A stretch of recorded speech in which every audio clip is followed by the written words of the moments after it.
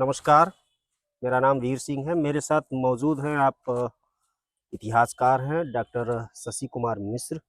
आज हमारे देश के भूतपूर्व प्रधानमंत्री स्वर्गीय अटल बिहारी वाजपेयी जी का जन्मदिन है।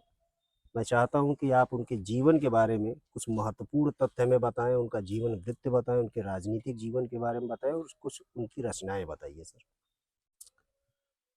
सर्वप्रथम मैं उस महान विभूति को सत सत नमन मैं करता हूँ, प्रणाम मैं करता हूँ।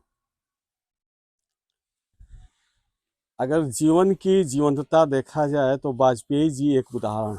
वो महापुरुष हैं, मनीषी। यहाँ से ही मैं शुरू करता हूँ।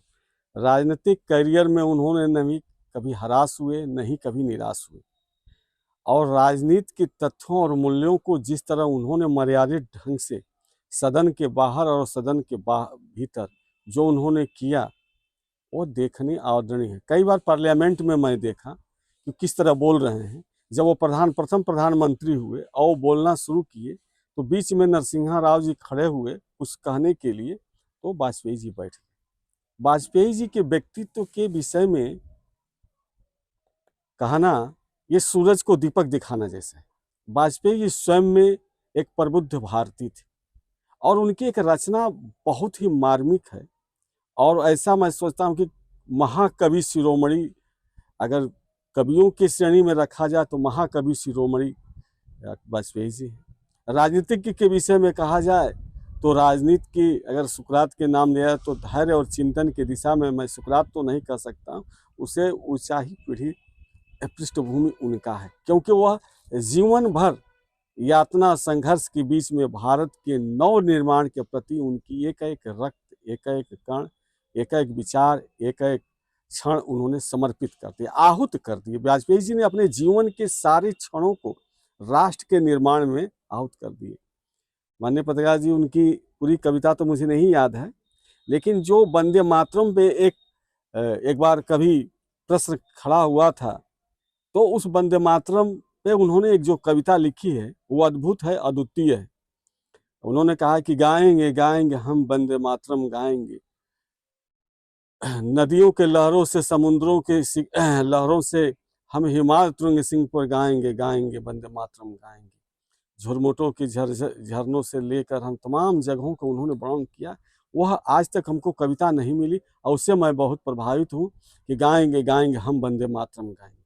सदन में एक बार वो प्रधानमंत्री जी भी थे और जब वो सदन के अंदर जा रहे थे तो उन्होंने देखा कि नेहरू जी की तस्वीर नहीं है। उन्होंने तुरंत तो वहाँ के व्यवस्थापक को बुलाकर कॉल किए कि यहाँ नेहरू जी की तस्वीर हुआ करती थी और वो है नहीं, क्यों?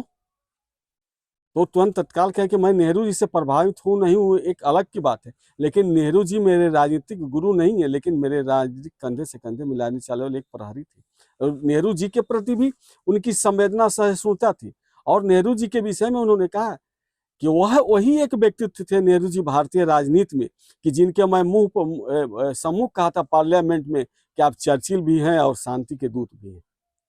ये बात नेहरू जी ने सुना और जब वो डिस्टॉयर पर मिले, टी स्टॉल में मिले, तो मेरी पीठ थपथपाते हुए उन्होंने कहा कि आज तुमने बड़ी जमा कर अटल बोले हो, इसी तरह बोलते रहो, तुम्हारे भविष्य सूरज की तरह चमकता रहेगा। तो ये नेहरू जी के विचार थे। उनके व्यक्तित्व क्या ये ऐसे प्रहर है कि जो ऐसा व्यक्ति नहीं, हिंदुस्तान का कोई ऐसा राजनेता नहीं होगा, ऐसा कोई व्यक्तित्व नहीं होगा कि उनके व्यक्तित्व को पर कोई प्रश्न चिन्ह उठा दे। ऐसा कोई भारतीय राजनीति में बहुत कम देखने को मिलती, चाहे वो कांग्रेस के लोग हो, चाहे मार्क्सवादी लोग हो, चाहे किसी भी चिंतन की धारा हो। वाजपेयी जी एक ऐसे राजनीति के वायरस थे कि जगह हर जगह वह आदरणीय थे। वो महाआदरणीय है, महानायक है राष्ट्र के प्रति। मैं इन्हीं शब्दों के साथ उनको सत सत नमन करता हूँ।